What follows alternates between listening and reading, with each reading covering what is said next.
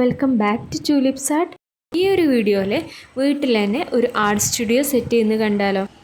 വീട്ടിലെ ബാൽക്കണി ഒരു working space ആക്കി മാറ്റിയതാണിത്. ഇവിടെ ആകെ മെസ്സിയായി കിടക്കുന്നതുകൊണ്ട് തന്നെ ഇതൊന്ന് ഓർഗനൈസ് ചെയ്തിട്ട് ചെറുതായിട്ടൊരു ഡെക്കറേഷനൊക്കെ ചെയ്ത് ഒരു വർക്ക് ചെയ്യാൻ പറ്റിയ ഒരു അറ്റ്മോസ്ഫിയർ ആക്കി എടുക്കുകയാണ് ഇന്നത്തെ പ്ലാൻ. അപ്പോൾ ആദ്യം തന്നെ വിഷൻ ബോർഡ് ഹാങ് ചെയ്യുക. ഇതൊരു 2 വർഷം മുന്നൊക്കെ ഉണ്ടാക്കിയ ഒരു വിഷൻ ബോർഡാണ്. ഇതിൽ ഡെയിലി ലൈഫിൽ ചെയ്യേണ്ട വിഷൻസാണ് ഞാൻ ആഡ് ചെയ്തിട്ടുള്ളത്. അടുത്തതായിട്ട് കുറച്ച് പ്ലാന്റ്സ് കളക്ട് ചെയ്യാം. ഒരു 2-3 പോട്ട്സൊക്കെ വാങ്ങി വെച്ചിട്ടുണ്ട്. നോർമൽ ഒരു 12 രൂപയ്ക്ക് വില വരുന്ന ഒരു ബ്ലാക്ക് പോട്ട്സ് ഉണ്ടാവില്ല, അതാണ് വാങ്ങി വെച്ചിട്ടുള്ളത്. അതിൻ്റെ എന്തെങ്കിലും മേക്ക് ഓവറൊക്കെ ചെയ്തിട്ട് വീഡിയോ ഇടാമെന്നായിരുന്നു പ്ലാന്, പക്ഷെ ഇതുവരെ നടന്നിട്ടില്ല.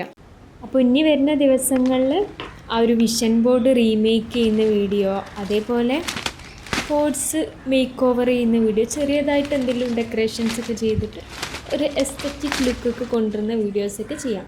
അപ്പോൾ 2-3 മണി പ്ലാന്റൊക്കെ എടുത്തിട്ടുണ്ട്.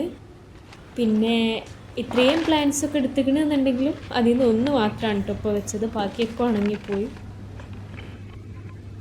ഇരുട്ടാകുമ്പോൾക്ക് പ്ലാന്റ്സൊക്കെ കളക്ട് ചെയ്ത് വെച്ചിട്ടുണ്ട്. ഇനി ക്ലീനിങ്ങിലേക്ക് കിടക്കാം. ഈ ബോക്സിലൊക്കെ ഉള്ളത് പഴയ കുറേ സാധനങ്ങളാണ് കേട്ടോ. പൊട്ടിയ ട്രൈപോഡ് ഉണ്ട്, അതേപോലെ യൂസ് ചെയ്യാത്ത കുറേ സാധനങ്ങളുണ്ട്. എന്തെങ്കിലും ആവശ്യമൊക്കെ വരും എന്ന് കരുതിയിട്ട് എടുത്ത് വെച്ചാണൊക്കെ. പിന്നെ ക്രാഫ്റ്റിന് യൂസ് ചെയ്യുന്ന കുറേ പേപ്പേഴ്സ് സാധനങ്ങളൊക്കെയാണ് ഉള്ളത്. ഇതൊക്കെ ഡെയിലി നടക്കുന്ന പ്രോസസ്സാണ് കേട്ടോ. എന്തെങ്കിലും ഒരു വീഡിയോ ഷൂട്ട് ചെയ്താൽ, അല്ലെങ്കിൽ എന്തെങ്കിലും ഒന്ന് പെയിൻറ്റ് ചെയ്യുക, എന്തെങ്കിലും ക്രാഫ്റ്റ് വർക്ക് ചെയ്യുകയൊക്കെ ചെയ്താൽ ഇവിടെ ഇതേപോലെ തന്നെ പിന്നെയാവും. അപ്പോൾ ഇത് ഡെയിലി നന്നാക്കേണ്ട അവസ്ഥയാണ്. എന്നാലും ഇന്ന് ഒരു കുറച്ചും കൂടെ ഡീപ്പ് ക്ലീനിങ് ആണ് നടക്കുന്നത്.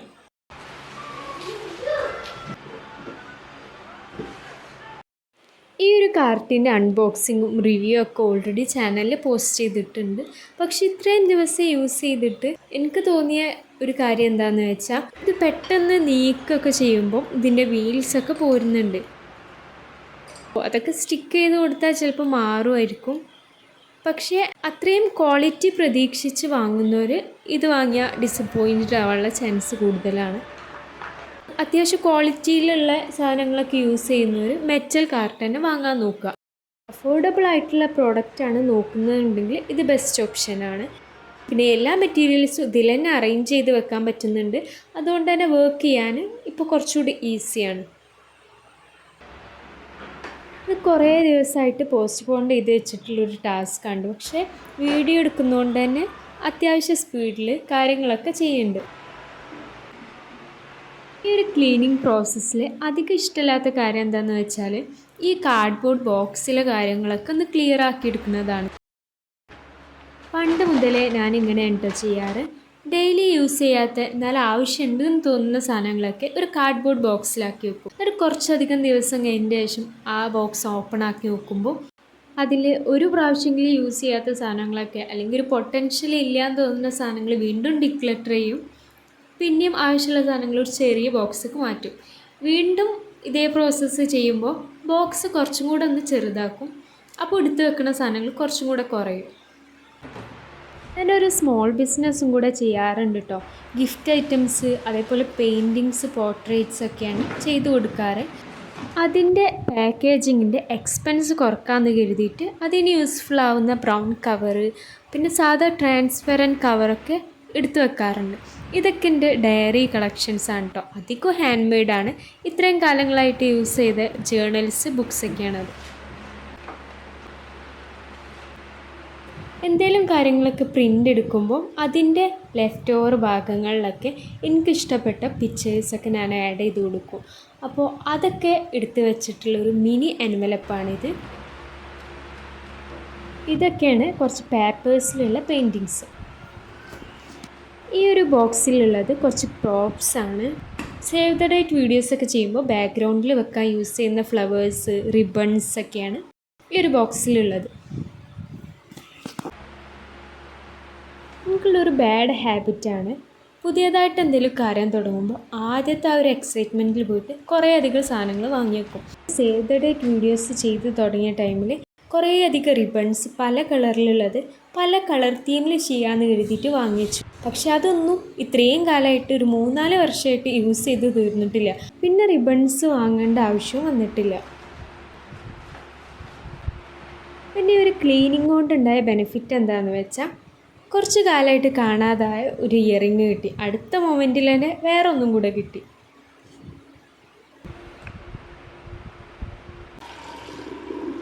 അതിൻ്റെ ഇടയ്ക്ക് നമ്മൾ എടുത്ത് വെച്ചിട്ടുള്ളൊരു പ്ലാന്റ് ഈ ഒരു പോട്ടിലേക്ക് ഇറക്കി വെക്കുക. അതിനുവേണ്ടി വെള്ളം ഒഴിച്ച് കൊടുത്തിട്ടുണ്ട്. പിന്നെ ഈ ഒരു കോർണറിനേക്കാളും കുറച്ചും കൂടെ ബെറ്ററായി തോന്നിയത് ഈ ഒരു സ്പേസിലേക്കാണ്. വലിയ ലീവ്സ് ആയതുകൊണ്ട് തന്നെ മാസ്കിംഗ് ടാപ്പ് യൂസ് ചെയ്ത് ഒട്ടിച്ചു കൊടുക്കണം.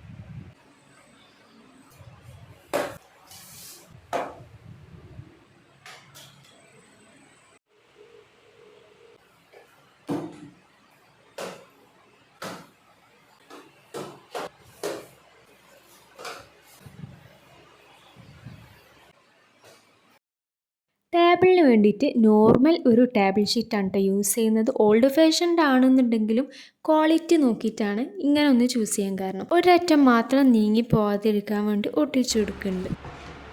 ഒരു 2 പെയിൻറ്റിങ്സ് സെലക്ട് ചെയ്തിട്ടുണ്ട്. അത് വാളിൽ ഒട്ടിച്ചു കൊടുക്കുക. അതുകൂടാതെ കുറച്ച് കോഡ്സും കൂടെ എഴുതി കൊടുക്കുക. കോഡ്സൊക്കെ പ്രിൻ്റ് എടുത്ത് ഒട്ടിക്കാമെന്നാണ് കരുതിയിരുന്നത്. പക്ഷേ ഇപ്പം എങ്ങനെ മേക്ക് ഓവർ ചെയ്യേണ്ടതെന്ന് വലിയ ഐഡിയ വന്നിട്ടില്ലാത്തതുകൊണ്ട് തന്നെ അത് പിന്നെ ചെയ്യാമെന്ന് കരുതിയിട്ട് ഇപ്പോൾ തൽക്കാലം ഒരു മേക്ക് ഓവർ ചെയ്യാണ്. എന്തൊക്കെ ചെയ്തു വെച്ചാലും ഇതൊന്നും കുറേ ദിവസത്തിന് ഉണ്ടാവില്ല എന്ന് ഉറപ്പാണ്. കുറച്ച് ദിവസങ്ങളൊക്കെ കൂടുമ്പോൾ എനിക്ക് എന്തെങ്കിലും ചേഞ്ചസ് ഒക്കെ തന്നെ വരുത്തിക്കൊണ്ടിരിക്കണം.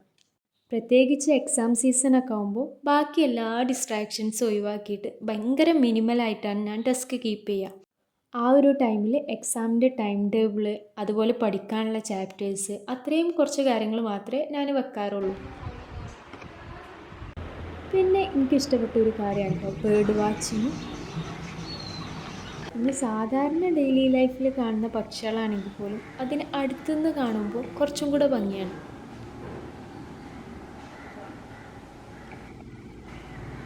അപ്പോൾ ഇത്രയൊക്കെയുള്ള ഇന്നത്തെ വീഡിയോ. പിന്നെ ഇഷ്ടമായ ലൈക്ക് ചെയ്യുക, കമൻറ്റ് ചെയ്യുക, ഷെയർ ചെയ്യുക. ഇതുവരെ സബ്സ്ക്രൈബ് ചെയ്തിട്ടില്ലെങ്കിൽ സബ്സ്ക്രൈബ് ചെയ്യാനും മറക്കണ്ട. Thank you for watching.